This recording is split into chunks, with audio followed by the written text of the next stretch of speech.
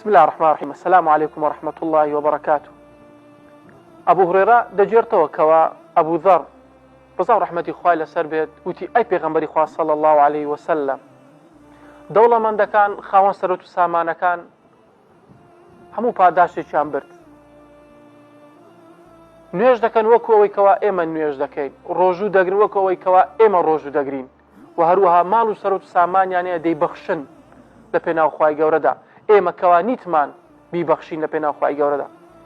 پێغەمبەری خوا صلی الله عليه وسلم وتی ئایا دەتەوێت چەند وشەیەکت فێر بکەم هەمان پاداشتی ئەوان بەدەست بێنیت و هەروەها کەسیش نەگاتە ئاسی تۆ ئیلا کەوا ئەو کەسێکەوە هەمان کاری ئەنجام دابێت.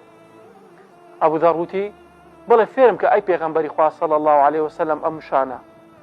پێغەمبەری خوا صلی الله عليه وسلم فەرمووی لە دوای هەر نێژێکدا 33,000 بڵێ سبحان الله 33,000 بڵێ الحمد لله 33,000 بڵێ الله أكبر و کۆتایی پێ بهێنە بە لا إله إلا الله وحده لا شريك له له الملك وله الحمد وهو على كل شيء قدير. کەواتە ئەی مسلمانی خۆشەویست گەر دەتەوێت پاداشتی دەوڵەمەندەکان بەدەست بێنیت گەر دەتەوێت هەمان پاداشتی ئەو کەسانە بەدەست بێنیت کەوا ماڵ و سەرۆت و سامانی خۆیان دەبەخشن لە پێناو خوای گەورەدا ئەوە لە دوای نوێژەکاندا ئەم زیکرانەی یادی خوای گەورە لەبیر مەکە و هەروەها کاتێکەوە سەلامت داوە 2 دقە ئارام بگرە و ئەم زیکرانەی بکەکەوە 33,000 سبحان الله 33,000 الحمد لله 33,000 الله أكبر. السلام عليكم ورحمة الله وبركاته.